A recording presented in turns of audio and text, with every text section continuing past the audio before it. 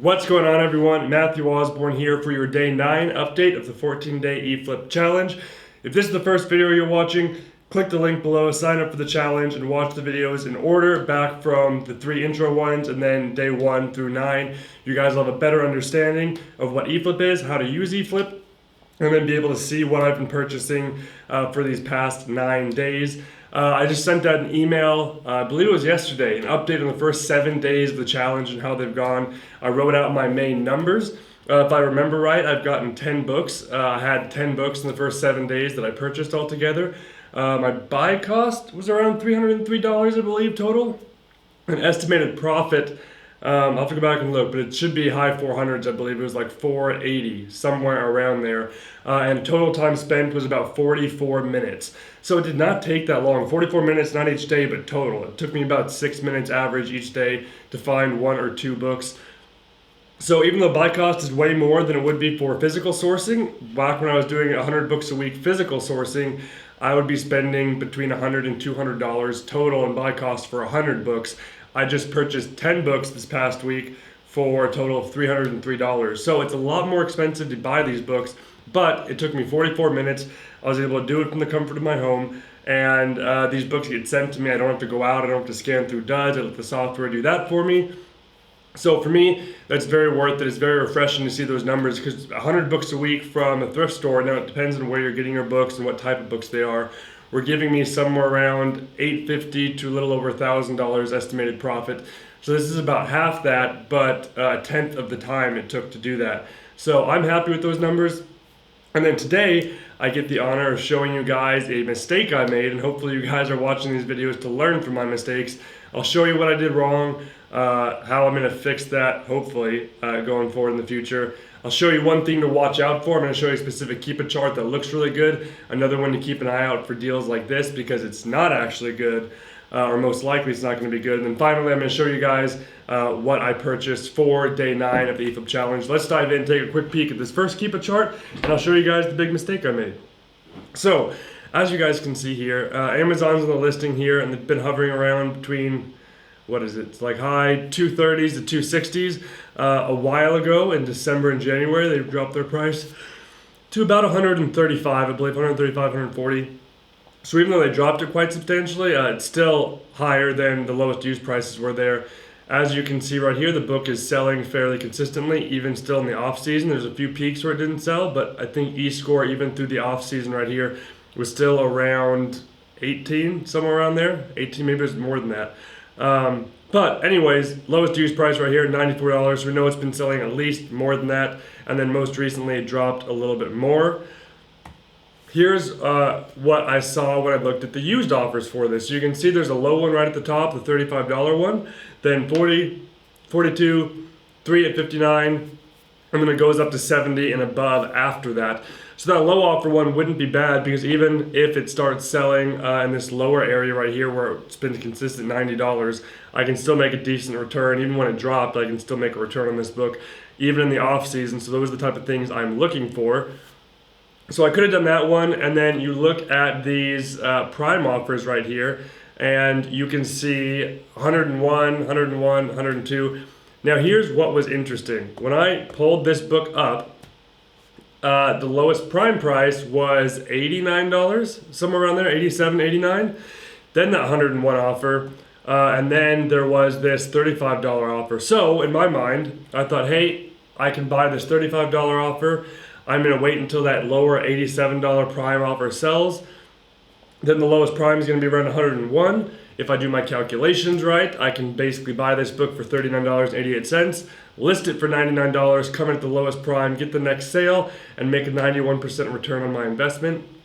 That would be amazing. It sounded good, except I took these screenshots first. I went back to go buy the book, and as you can see in this screenshot right here, that lower prime offer had already sold, so the price was bumped up to $101 in the middle of me looking at this book.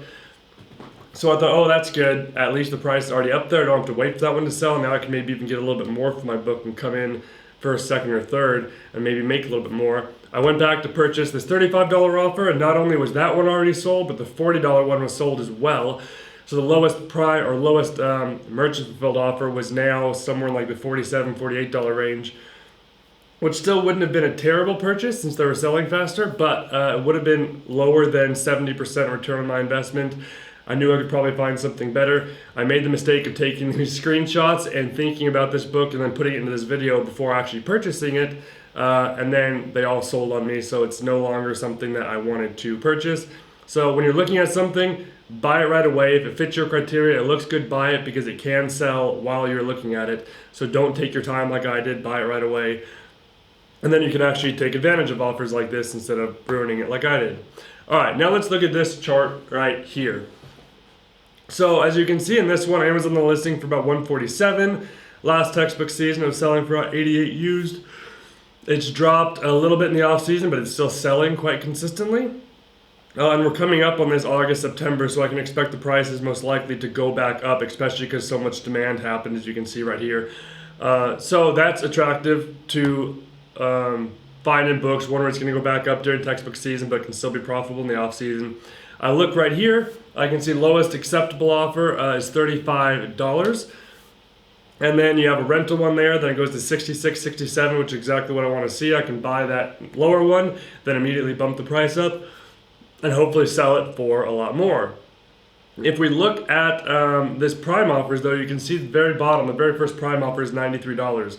So that's excellent. I can buy that, $35 book. I can list it for 90s, maybe come in second at the upper 90s, and then get 100% return on my investment. But here's what I want you to watch out for with these, and I just know this from talking to people and some past experience myself. Look at that very first rental right here. I included the seller's names for this one, because you can see Rent U is up there. Rent U is a really, really big seller. They do a ton of textbooks and they do a ton of rentals. But they're also known for having a large quantity of books, and if they don't have the demand to sell them, they'll tank the prices on their books to get rid of them. They might convert them from rentals to normal prime offers, and they have 15 in stock for this one book. And even though the demand went up when textbook season happened, I don't think it was enough to justify possibly having this many offers come on the market at a super low prime price, which is possible. Now, I may be wrong. Maybe these all will be rented out, or they'll all be sold, and there'll be enough demand to keep up with it. But if there's not, there's a very good chance they're going to tank the price on this listing, trying to get rid of all 15 copies they have. And then, yeah, I'll have to lower my price too, and I'm not going to get that money I want for it. So it's just something to look out for. It might be the case, it might not be the case, but I knew I could probably find something better than this, even though that split right there of $35 to $93 looked attractive. I don't want to take the risk of having 15 offers from one seller just tank the listing and I'm not able to get my money back, or maybe even lose money on this listing. So I decided, since I only need to get one book today, probably one or two, I can take a little more time. I can find one that's better than this. So here's what I actually purchased for day 9 of this challenge. As you can see here, I love this book because even though it shows some seasonality, it's still selling consistently throughout the year. Amazon's the listing for $113. They've actually raised their price recently. And then you can look there, used price was $62 last textbook season. It's gone up and still sold a few times here. Then hovered back around that $60, $65 range until recently you can see it dropped. I can look right here, there's a rental. There are 3 copies of this rental, but I don't think that's a huge deal in this case, especially because demand peaks so much, as you can see. Oops, sorry, where did I go? All right, sorry, there we go. As you can see right here, the sales rank actually dropped to around 20,000 for a couple days during last textbook season. So this book was selling multiple copies a day. There's definitely enough demand to not be worried about 3 copies in someone's rental stock right there. And then there's 2 listings right here. You can see a $30 one and a $34 one prime. This prime one actually did not win the buy box. This is a just launched seller. They have 0 feedback, so they're not eligible for the buy box. So there's this $34 prime one, a $30 acceptable one that immediately jumps up to $53 for a rental, and it goes up from there. So what I decided to do was purchase the prime book and the acceptable book. Now again, you cannot purchase prime books and use the prime benefits and then resell at prime. That's against Amazon's terms of service. So I actually purchased this book, did not take advantage of the prime offers. It's gonna get here in 7 to 10 days. I took the cheaper shipping option, the longer shipping option, not the prime 2-day shipping. I'm gonna get this when I get probably normal books. And I also got a digital credit because I took that longer shipping time. One of the cool things about this too, though, is maybe it's just where we live in Denver, but every time I've clicked the longer shipping, the 7 to 10 day, whatever that option is, it's actually gotten here in 2 days still. So I'll most likely still get this book in about 2 days, which is funny, but I didn't use the Prime benefits. I'm still within their terms of service, and I bought those 2 books up. Now we can look at these Prime offers for this. There's the rental there, there's the used good offer I purchased at the top, and then it's $82, $82, $88. Now you can see right there are 7 copies of that one $82 one, but again, this book is selling like crazy in textbook season, so the demand is there. And also, I'm probably going to price it right below this seller, trying to get the next sale. I bought 2 books for around $34.90 each. I'm going to list them in the neighborhood of $80. Try not to make a pricing war, but price close to that very first offer. I'll get a quick 75% return on each of those investments fairly quickly for $26.35 each book. So that is what I purchased for day 9 of the eFLIP challenge. Again, when you find a good deal, buy it, don't wait. If you refresh the page, it might actually be gone. Maybe one of you guys actually purchased that one. Good on you if you did purchase that one. And then also be aware of large quantities of rentals when the demand is not that high, because that might tank the listing once textbook season rolls around.